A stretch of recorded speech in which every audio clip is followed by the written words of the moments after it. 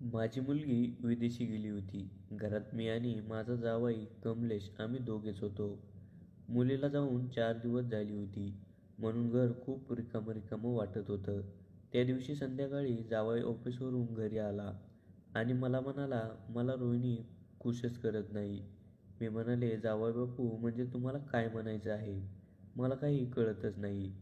तेव्हा जावयाने मला समजावून सांगितले, मामी आपण दोघेच घरात आहोत. आज रोहिणीसुद्धा नाही. तुम्ही किती दिवसापासून एकट्याच आहात. तुम्हालाही मनभावना आहेत आणि आपण दोघांनी आजची रात्र एकत्र घालवली तर. मलासुद्धा नवरा नसल्यामुळे माझ्यासुद्धा भावना उकळून आल्या होत्या. नमस्कार मित्रांनो, माझं नाव सोनाली आहे. माझ्या मुलीचं नाव रोहिणी होतं. ती माझ्यासाठी सर्वस्व होती. माझ्या नवऱ्याचा मृत्यू 5 वर्षापूर्वी झाला. त्या दिवसापासून मी एकटीच जगत होते. नवरा गेल्यावर माझ्या मनातल्या भावना मरण पावल्या होत्या. पण नंतर काही दिवसांनी मलाही त्या भावना ताज्या होऊन सतत मनात येत होत्या. एक दिवस अचानक माझ्या मुलीने काहीच सांगितले नाही आणि त्या मुलाला घरी घेऊन आली. मी चकित झाले. तिने याआधी त्या मुलाविषयी मला काहीच सांगितले नव्हतं.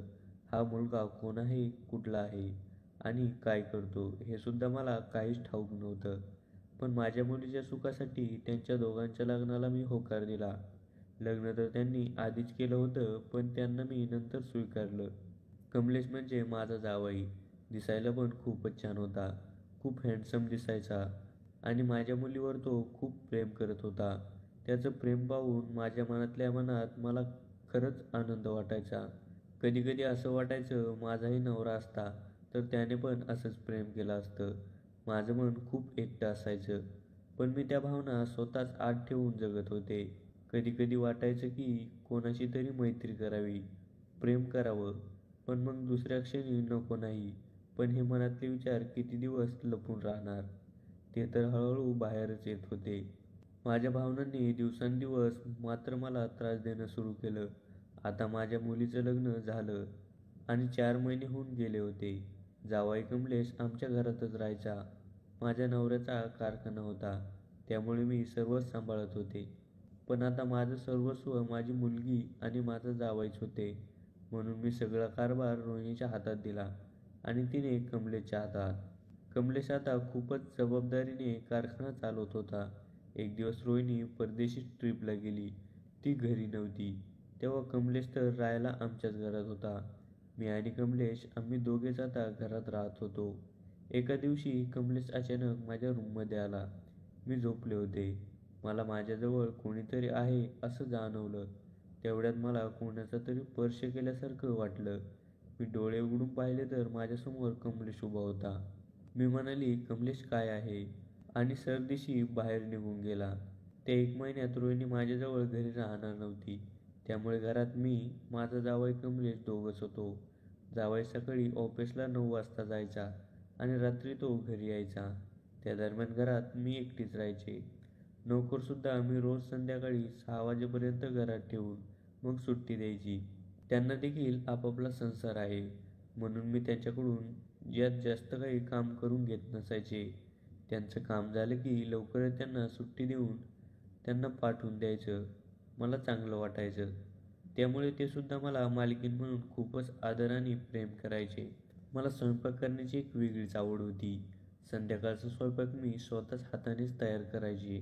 माझ्या जावयाला गाजरचा हलवा खायला खूपच आवडायचं आणि तो फोन करून म्हणाला, मामी आज मला गाजरचा हलवा खायची खूपच इच्छा आहे. संध्याकाळी जेवण तयार करून ठेवलं तर खूपच छान होईल. आता जावयाने मला आदेश दिला होता. त्यामुळे मी खूप आनंदी होऊन त्याच्यासाठी हलवा तयार करायला लागले. जावई संध्याकाळी 8 वाजता घरी येणार होता. माझी मुलगी रोहिणी परदेशात जाऊन 8 दिवस झाले होते. ती घरी नसल्यामुळे मला काहीच करमत नव्हतं.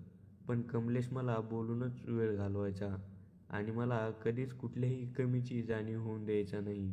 रोहिणी नसल्यामुळे कमलेशचा सहवास अधिक आवडू लागला होता. कमलेश संध्याकाळी 8 वाजता घरी आला आणि मी आधीच जेवण तयार करून ठेवलं होतं. मी म्हणाले, जावई बापू जेवण तयार आहे. कमलेश लगेचच म्हणाला, हो मामी लगेच आलो. त्याने हातपाय धुवून जेवायला आला. आज आम्ही दोघंजण जेवण करत होतो. रोहिणी परदेशात गेल्यापासून मी आणि जावयाचे एकत्र जेवण करत होतो. 8 दिवस जावायला कंपनीमध्ये खूपच काम होते आणि तो नेहमी घरी उशिरा येत होता. आज आम्ही दोघं एकत्र बसून जेवण करत होतो. कमलेश माझ्याकडे खूप टक लावून पाहत होता आणि त्याच्या पाहण्याची नजर खाली पडत नव्हती. मी म्हटलं, काय जावई बापू, कोणत्या विचारात गुंगत आहात? तो म्हणाला, काही नाही मामी. पण त्याच्या चेहऱ्यावर काहीतरी वेगळंच गडबड होती. तो पुढे म्हणाला, तसं काही नाही. काय चालू होतं मनामध्ये? तुमच्या डोळ्यात काहीतरी वेगळं दिसत आहे. तुम्ही माझ्याकडेच टक लावून पाहत होता. काहीतरी तुमच्या मनामध्ये होतं. मी त्याला विचारलं, बहुतेक रोहिणीची आठवण येत असेल तुम्हाला. तेव्हा कमलेश हसू लागला आणि म्हणाला, खरं सांगायचं तर मामी, मी आजपर्यंत तुम्हाला काही सांगितलंच नाही. पण रोहिणी खरंच भोळी आहे. तिला नवऱ्याला खुश कसं करायचं हे काही कळतच नाही. मी आश्चर्याने म्हणाले, अरे बापरे, आता तुम्ही दोघांनी तर एकमेकांना लग्नाच्या अगोदरच खूप समजून घेतलं होतं आणि त्यानंतरच लव्ह मॅरेजसुद्धा केलं आणि आता माझी मुलगी भोळी वाटत आहे. लग्नाच्या अगोदर कळलं नाही का की रोहिणी भोळी आहे? त्यावर कमलेश म्हणाला, लग्नाच्या अगोदर खरंच रोहिणी खूपच वेगळी होती, पण लग्नानंतर खूपच वेगळी झाली आहे. मला जे आवडतं त्यात रोहिणी मुद्दाम करून काहीतरी खोड काढते आणि मला काही सुखच देत नाही. मी कमलेशला विचारू लागले, म्हणजे रोहिणी तुम्हाला कोणत्या गोष्टीबद्दल सुख देत नाही?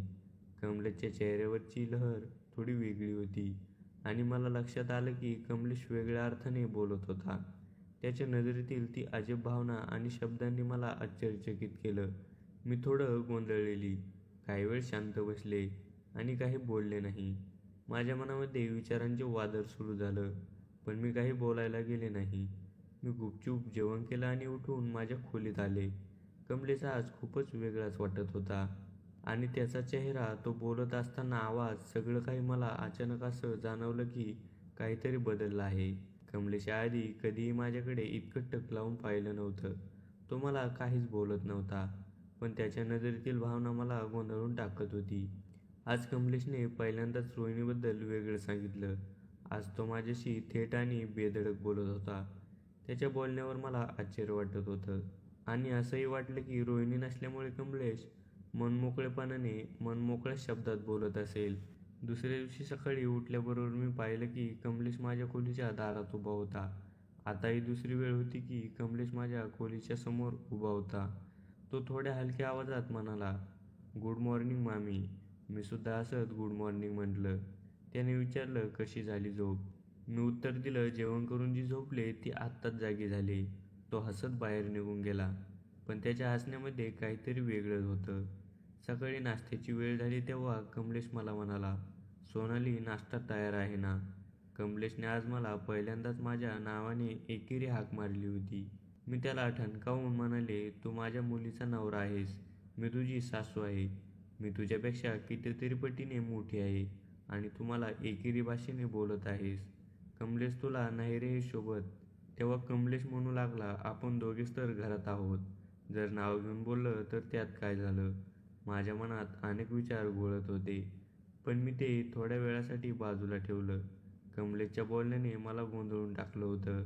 असं बोलण्याचं कारण काय असेल हे मला समजत नव्हतं. तो काय विचार करत असेल असं वाटून मी त्याचा चेहरा पाहिला. त्याच्या चेहऱ्यावर काहीतरी वेगळंच होतं. तो म्हणाला, काय करू मामी, मला तुमची मुलगी खुश ठेवत नाही, म्हणून मला एकेरी भाषेने बोलावं लागलं. तुम्ही तरी मला समजून घ्या. मला कमलेशच्या बोलण्याचा सर्व अर्थ कळाला होता, म्हणून मी पुढं बोलावं असं मला काही योग्य वाटलं नाही. तरीसुद्धा माझ्या मनात कमलेश बोललेल्या गोष्टीची खंत होती. कमलेश ऑफिसला निघून गेला आणि त्यानंतर मी सुद्धा मार्केटला गेले. गेल्यावर मार्केटमधून मी खरेदी करून घरी परतत होते. त्यावेळी माझी खूप जुनी मैत्रीण मला भेटली. हल्ली ती मला खूप दिवसापासून भेटलीसुद्धा नव्हती. ती माझी कॉलेजमध्ये असताना खूप जवळची मैत्रीणसुद्धा होती. सुरुवातीला मी तिला काही ओळखलं नाही, पण निरकाहून पाहिल्यावर समजलं की ती माझी वर्गमैत्रीण शारदा आहे. मी तिच्या जवळ गेले. तीसुद्धा मला पाहून आश्चर्यचकित झाली. आम्ही दोघींनी सुद्धा तिथे बसून खूप वेळ गप्पासुद्धा मारल्या. मी तिला माझ्या मुलीचे लग्न झालेलं सुद्धा सांगितलं. तीसुद्धा खूप खुश झाली. तिच्या मुलीचं लग्न झालं होतं, पण तिचा जावई हा खूपच टुकार निघाला होता, ते सांगून तिची खंत व्यक्त करत होती. तेव्हा तिने मला विचारलं, तुझा जावई कसा आहे? तेव्हा मला माझ्या जावयावर खूपच अभिमान होता. कारण की मला जावईसुद्धा असाच लाखातला एक मिळाला होता. म्हणून मला जावयाला दाखवायला काहीच लाज वाटली नाही. मी सुद्धा आवडीने आणि प्रेमाने आणि आनंदाने तिला माझ्या जावयाचे फोटो दाखवत होते. तिला कमलेशचे फोटो दाखवल्यावर ती एकदम गोंधळून गेली आणि म्हणाली, "हा तुझा जावई आहे. अगं हा तर एक नंबरचा बदमाश मुलगा आहे. याच मुलासोबत माझ्या मुलीचं लग्न लावून दिलं होतं." पण याने लग्नाच्या 2-3 महिन्यानंतरच त्याचं खरं रूप दाखवायला सुरुवात केली. याने आमची संपूर्ण प्रॉपर्टी हडप केल्यात जमा होती. पण योग्य वेळी त्याची चोरी पकडली म्हणून आम्ही थोडक्यातच बसलो. मी खूप गोंधळून गेले. माझी मैत्रीण शारदा माझ्याशी असं बोलत होती. मला काही तिच्या बोलण्यावर विश्वास वाटत नव्हता. बहुतेक ती माझ्या जावयावर आणि माझ्या मुलीवर जळत असेल, म्हणून मला तिच्याबद्दल रागही मनात येऊ लागला होता. पण तिने सविस्तर सांगायला सुरुवात केली आणि तिने सांगितलं, माझ्या मुलीचे आणि माझे व्हिडिओ आणि फोटो त्याने काही काढून ठेवल्या होत्या. त्या फोटो मी व्हायरल करीन म्हणून आम्हाला खूप भीती दाखवत होता. आम्ही त्याच्या नावावर आमची प्रॉपर्टी करायला सुद्धा तयार झालो होतो. पण माझ्या मुलीच्या एका धाडसामुळे आम्ही थोडक्यात बचलो. तिने त्याचा मोबाईल चोरीने घेऊन त्यातले सर्व काही फोटो आणि व्हिडिओ डिलीट करून टाकले आणि त्याला आम्ही घरातून सुद्धा हाकलून दिले. त्या मुलाचा हाच एक प्रकारचा धंदाच आहे. तो मुलगा असंच मुलींना जाळ्यात फसवून त्यांच्याशी लग्न करतो. त्यांच्या आईवडिलांना जवळ करतो, म्हणून ती माझ्याजवळ सांगत होती. मी रागारागातच माझ्या घरी आले. कमलेशसुद्धा संध्याकाळी घरी आला. मला कमलेशवरसुद्धा संशयाला सुरुवात झाली होती. कमलेश असाही करू शकेल मला वाटत नव्हतं. पण 2 दिवस निघून गेले आणि माझ्या मोबाईलवर माझे फोटो आले आणि मला धमकीसुद्धा येऊ लागल्या. आता माझ्या रूममध्ये माझा नोकर आणि माझा जावई कमलेश या दोघांशिवाय कोणीच येऊ शकत नव्हतं.